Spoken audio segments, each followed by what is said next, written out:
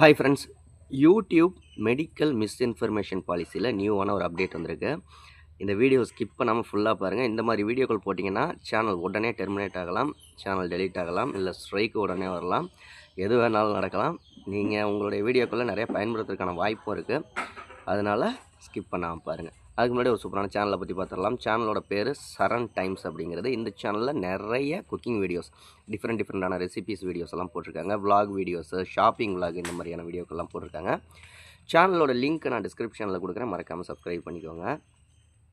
Okay, யூடியூப்பில் வரப்போகிற October 20ஆம் தேதியிலேருந்து இந்த யூடியூப் நியூ அப்டேட் கொடுத்துருக்காங்க. அக்டோபர் 20லேருந்து இது வரப்போகுது. நான் சைடில் ஸ்க்ரீன்ஷாட் போன பாருங்கள்.